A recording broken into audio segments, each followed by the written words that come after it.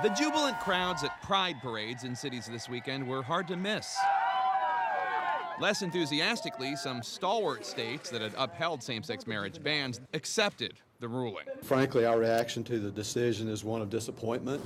But a nation that was divided before Friday's ruling is not all rainbows and kisses today. Supreme Court's decision. Counties continue to oppose same-sex marriage, citing conflicting state laws, religious freedom, and even paperwork issues. In Mississippi, state officials say not so fast. The right to wed will have to wait for a lower court's approval, despite the decision by the nation's highest judges. Governor Phil Bryant added that the new marriage standards, quote, are certainly out of step with the majority of Mississippians. In Louisiana, a 25-day waiting period is now being suggested for county clerks before they begin issuing marriage licenses. Attorney General James Caldwell wrote, quote, there is not yet a legal requirement for his state to issue them.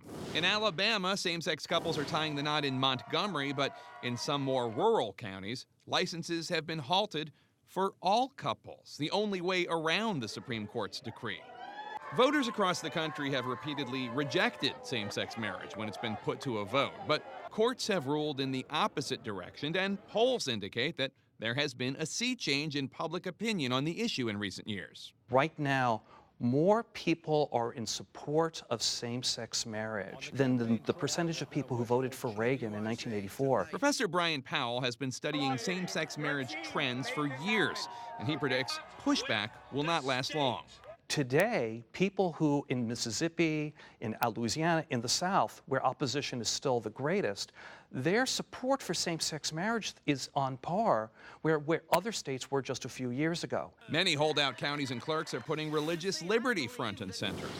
In Texas, Attorney General Ken Paxton has told officials they do not have to uphold the new Supreme Court ruling, writing, quote, the reach of the court's opinion stops at the door of the First Amendment and our laws protecting religious liberty. In Harris County, Texas, Friday, the clerk says he simply didn't have the correct application forms for those first in line to get hitched. If you go look at the current form, it says man and woman on the side of it, and it's got some fields that are specific to like maiden names. Interestingly, Powell says coverage of the debate over same-sex marriage is what will lead to more acceptance of it, even in the pockets pushing back.